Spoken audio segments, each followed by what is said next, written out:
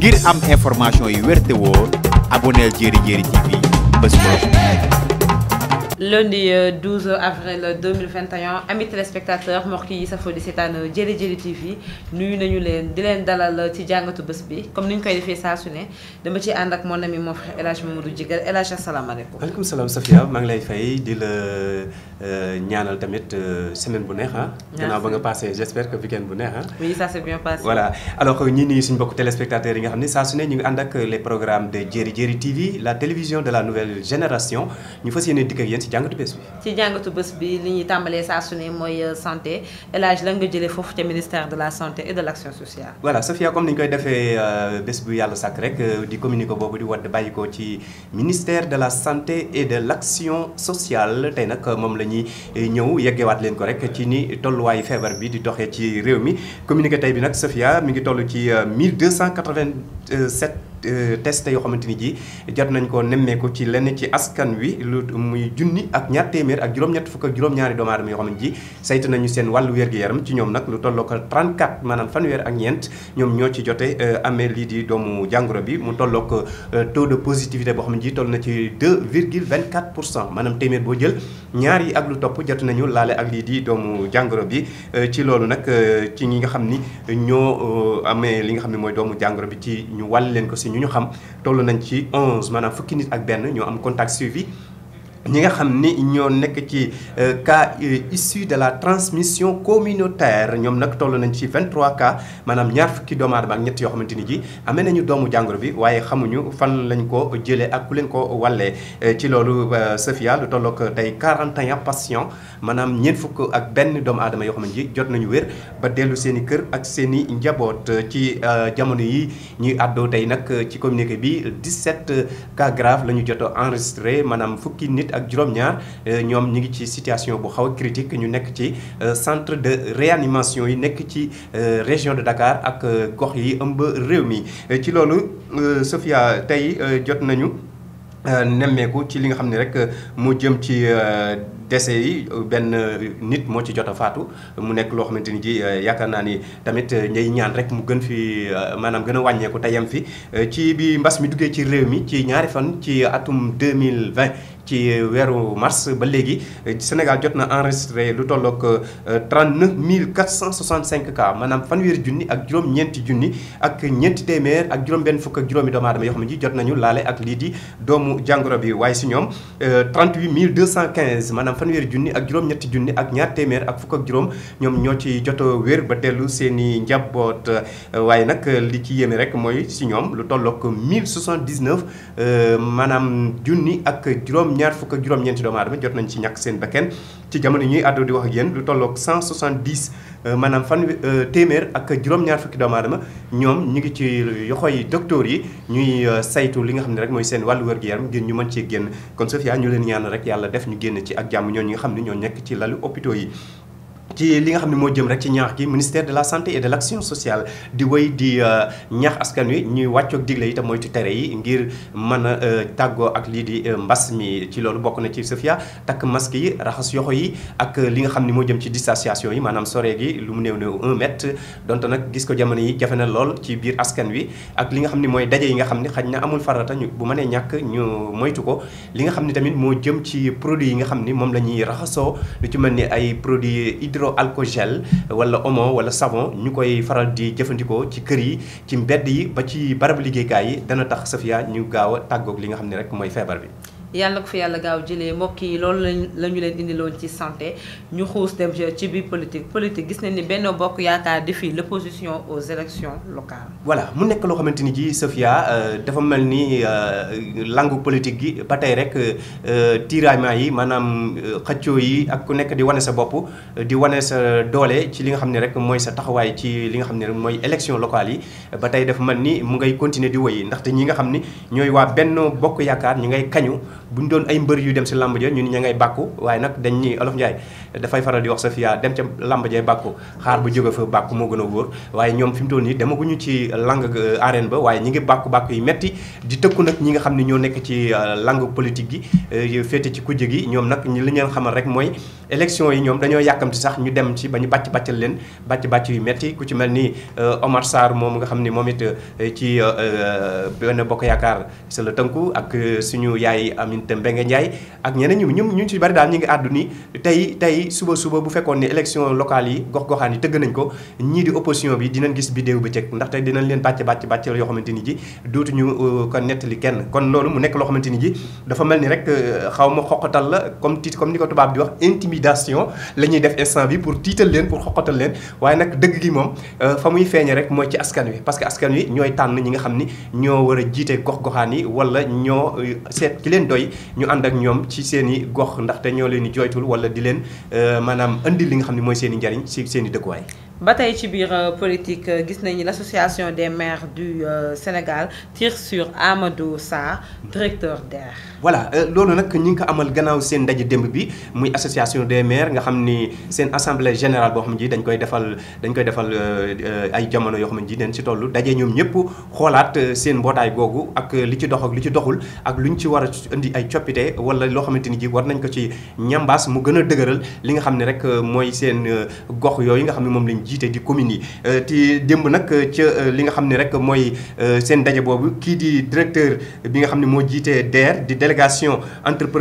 entrepreneuriat rapide nga xam ni njiitu réew mi da ko fee teg pour mu jël ay financement jébbal ko ñi nga xam ni ñoo nekk ci surtout ndaw yi nekk ci gox-goxaan yi ngir ñu mën a atum xëy wala ñu gën a mën a jëmmal seen bopp dëggal seen bopp ca fa ñu féete donte ñuy déplacé wu di dugg ci maanaam réew taax comme ni ñu koy waxee ñëpp mënuñoo ñëw Dakar ñëpp mënuñoo ñëw ci chef lieu de région yi ku si nekk fa nga juddoo cosaanoo fa bu ñu la fa fekkee ak li nga xam ne mooy ay jumtuwaay wala loo xamante ni ji njàppandal la di nga fa mën a toog liggéey loolu lépp mu nekk luy jëmale Sénégal kanam ndaxte Sénégal rek du Dakar Sofia kon nag loolu mu nekk loo xamante ni ji mais la ca feeñ nag mooy ñoom dañ koy yuuxoo yu metti parce que lañ sa jàngat nee nañ ko yow mi nga xam ne moom lañ dénk loolu te président jëmmal ko sas wi ñu la sasoon defoo ci lenn lu nuroog li nga xam ne moom lañ doon xaar ci yow mu nekk loo xamante ni ji démb non seulement dañu dénoncé li nga xam ni mooy gestion budget bi nga xam ni moo jëm ci fonds boobu waaye li nga xam ni moo jëm ci tamit ni ñuy joxee projet yooyu financement de projet yi jëme ko ci ndaw ñi teguñu ko ci yoon dañu mel ni ay ku mën am ndey ku ma amul ndey lañ ci nemmeeku ndaxte ku bokkul ci gétt gi doon naan ci meew mi moom lañ ca gis Sofia. jërëjëf El Hadj loolu la indi loon ci politique ginnaaw politique dañuy xuus dem ci économie gis nañ ki nga xamante ne mooy madame Siby rafetluwul li xale yi di def pour ut liggéey. voilà mu nekk loo xamante ni ji ba tey lu jëm soxal maanaam koom-koomu réew mi te Sofia boo xoolee Sénégal les 70% de la population est constituée des jeunes mu nekk loo xamante ni ji jeunes yooyu entre 20 ans 30 ans yoo xamante ni ji moom la ñu am kon ñun nous avons une population très jeune ci population boobu nag ki nga xam ni mooy madame Siby madame Diaby Siby di directrice de l'éducation surveillance et de la protection moom li mu ci àddu jëm ci nee na ndaw ñi baax na lool ñu jëmmal leen dooleel leen comme ni ko président de la république fas yéene def ay financement ngir gën a indi yokkute ak natange si seen i maanaam dundin ngir ñu mën a sutur am lu ñu suturloo jàppale seen i wayjur waaye tamit mën a participer seen développement réew te nee na développement boobu pour mu am ndaw ñooñu dañu war a nekk un esprit sain dans son corps sain voilà mu nekk loo xamante ni ji ndaw ñooñu il faut que ñu nekk ndaw ñu exemplaire ndaw ñu tàggat ci yar ndaw ñu tàggat ci wàllu métier ndaw ñoo xamante ni ji également dinañ am jom ak fulla ak fayda joo xamante ni ji li leen ñor mooy lan mooy xëy rek dóor waar ngir mën a am lu ñu suturloo waaye ngir participer ci li nga xam ne mooy développement réew mi Sofia te yaakaar naa loolu bépp ndaw boo xamante ni ji yaa ngi xeeñtu ngir utum xëy war na am comportement yoo mën a amee bu ko defee foo nekk rek di nga fa mën a yàgg te di nga fa liggéey bu jariñ sa bopp non seulement waaye dina jariñ réew mi. jërëjëf El Hadj ñu dem ci culture li ñu leen indil mooy festival de danse bi amoon foofu ca Dalifort jeex na si jàmm ak salaam. voilà loolu mu nekk loo xamante ni ji boo ko xoolee dafa nekk édition 2021 bi nga xam ni ñoom chaque année dañ koy amal foofu ca Dalifort festival danse mu jeex ni ki démb ñu tolloog nag ñetti fan ci ay lu tolloog 20 compagnies maanaam ay compagnies bu ñu ko waxee mooy ay troupe yoo xamante ni ay troupe de danse la yoo xamante ni ji ñii ñi ngi dëkk ci réew mi am nañu bàyyi ko sax ba bitim réew ak si sous région bi mu nekkoon une culture mythisée boo xamante ni ji Sofia boo ko assisté woon sa yaram day daw ci chorégraphie ci ay danse yu wuute ay fecc yoo xamante ni yu wuute la mais ci ay tamit image yoo xamante ni boo koy seetaan di nga xam ne lii vraiment c'est de vrai l'art mu nekk loo xamante ni ji yaakaar naa ni ñi nga xam ni ñooy yëngatu ci wàllu culture surtout ci wàllu pecc ñoom ñëpp yaakaar naa ni seen xol sedd na kontaan nañ ci ni ñu organiser li nga xam ni mooy fecc mi ndaxte nag loo gis Sofia muy métier boo gis professionnalisme daf ci am solo moo tax ñu tudd ko danse professionnelle ndaxte nag jóg fecc yëkkati tànk yomb na mais dafa am ay yoon dafa am ay code dafa am tamit ay normes yoo xamante ni boo ko respecté wul pour nga mën koo génn ci bitim réew ba mu imposer ko ci li nga xam ne mooy culture internationale day xaw a métti day xaw a jafe lool moo tax ñi nga xam ni ñooy waa commune bu Dalifort organisé woon lu mel ñu koy mal at mu jot ren nag mu nekkoon édition bi nga xam ni dajale woon na ay danseurs yu bari nekk jóge ci bitim réew ak ci sous région bi maanaam ci gox-goxaan yi nga xam ni réew yi nga xam ne ñoo wër Sénégal fu mel ni Guinée Mali Mauritanie Bissau jàpp ba fi nga xam ni mooy Côte d'Ivoire mu nekk une culture métisée boo xamante ni ji yaakaar naa ni 3 jours yi ñu fa def nekk na culture bu am solo boo xam ne ji wane nañ fa lii du xarkanu Afrique. ñu dem ci divers ki nga xamante ne mooy Adji Sarr dafa déposer plainte contre Kéman Production. voilà mu nekk loo xamante ni ji mbiri Adji Sarr dafa mel ni rek suñ nee teg ba ñu yaakaar ni mbir mi ngi nelaw day mel ni dafa am lu koy yeewaat parce que li am na suñu maam yi ni ñu koy woowee sax mag mu nelaw ku koy yee di nga ko yeetal mais Adji Sarr yi xaw ma lu ko yee mais kala kaa yeetalaat di nga wax lu set ndaxte ginnaaw coow li nga xam ne dox na ci digganteem ak Ousmane Sonko ba tey pund ba wuréegul waaye amoon nag dal waaye cette fois-ci Adji Sarr ci beneen facette la génne ndaxte ci jamonoy koor gi ku ne xam ne téléfilm yi day bari benn label boo xamante ni mi ngi tudd Kéman Production ñoom nag dañu génn benn téléfilm boo xamante ni bande annonce bi sax déjà Sofia mi ngi ci net bi ñu koy annoncé jëme ko ci weeru koor gi ñu dëgmal ñu tudde ko ñu ngi ko tudde nag cey Adji Sarr cey Adji Sarr boobu ñu wane ci benn jongoma joo xam ne ju taaru la joo xam ne ji di def ay defin yoo xamante ni ji ñoom maanaam image su Adji Sarr personnage su Adji Sarr la ñuy reflété foofu loolu nag ba ci Adji Sarr yéegee ak avocat surtout bii di maître El Hadji Diouf ñoom nag dañu baqar ñett dem ni nag mbir mi dañ koy yóbbu ci yoon ba tax na kii di maître El Hadji Diouf amal na ab plainte boo xam ne ji déposé na ko contre label boobu di Kéman Production ci mettitlu ak naqarlu li nga xam ni moom la ñu jël comme téléfilm boobu jëmale ko ci ci Adji Sarr te nee na moom loolu duñ ko nangu tey te duñ ko nangu ëllëg ndaxte ñoom li ñu def nii dañuy ternir li nga xam ne dañuy gën a ternir maanaam dañuy gën a xajamal li nga xam ne mooy image su Adji Sarr te loolu nekk loo xamante ni ji lu ñuy rafetlu te duñ ko nangu. li ñuy terminé ci jàngatu bés bi saa su ne mooy sport gis nañ ni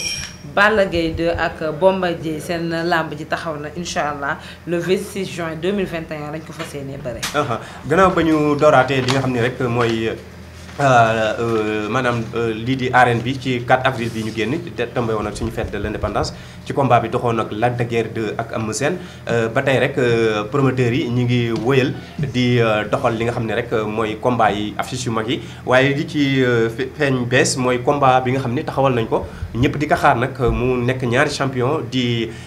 doomu Double Less le lion de Guédiawaye Balla Gaye 2 war ci daje ki nga xam ni mooy Bombardier bu champion bu Mbour boobu nga xam ni le 26 juin incha allah bu ñu si yàlla yóbbu ak jàmm lañ ko war a tëgg mu nekk loo xamante ni ji nag promoteurs yi ak amateurs yi ak supporters yi ñu ngi koy xaar bu baax a baax Sofia waaye li ci yéeme ki nga xam ni mooy Père Gaston di promoteur bi nga xam ne moo tëggoon combat bi passé di diggante Lac de Guiers ak Eumeu Sène moom la mu nasoon booba lii da koo bett ndax xalaatu ko woon la mu nasoon dañuy gannaaw Bombardier ak ki nga xam ni mooy Balla Gaye 2 bu jeexee dafa nasoon combat bi nga xam ni mooy Eumeu Sène ak ki nga xam ni mooy Bombardier mais nee na génn si ci ba set wicc ndaxte nee na Eumeu Sène la ma ko won ko roog doyu ko ndaxte combat boobu 100 millions la ci financé te bii nga xam ni moom la nasoon jëme ko ci digganteem ak Balla Gaye xam nga combat kii safurla jëme ko ci digganteem ak Bombardier 150 millions la ko Eumeu Sène laajoon leen nag nee na loolu xalaatu def ko ci ndaxte fi mu toll nii ñoom fan leen tegoon seen bu doon dañoo am poids ñu ne fi mu toll nii bu doon kilo peese duñu sax gën waa libre noonu la leen tekkantele parce que nee na bon li ñu wane ko rek duutu jël alalam di ko ci def te duñu wan ñi nga xam ne ñooy supporters yi amateurs yi béréb boo xam ne ji jar na ñuy fàq ñoom ñëpp di dem stade wala ñuy kontaan ci li nga xam ne rek mooy suñu lutte nationale loolu nag ki nga xam ni mooy Père Gaston di promoteur boobu dellu na ci gannaaw bu baax a baax nee na daal combat boobu moom annulé na ko dafa yéene ci wax si diggante Eumeu Sène ak ki nga xam ne mooy Bombardier gannaaw bu combat ba li nga xam ne moom la seq Balla Gaye jeexee moom la naroon a tëgg mu toll woon ci 150 millions. kon loolu mu nekk loo xam ne ji Sofia moo la ñu indi woon tey ci jàngatu bés bi di jaajëfal suñu mbokk téléspectateurs yi di jaajëfal Kalaaf mi nekkoon ci caméra bi ak toute l'équipe technique de Jeri Jeri TV di la jox rendez-vous suba incha allah. jërëjëf El Hadj mbokk yeeg xarit yi safoo di seetaan Jeri Jeri TV ñu ngi leen di jox rendez-vous suba incha allah ci pareille heure.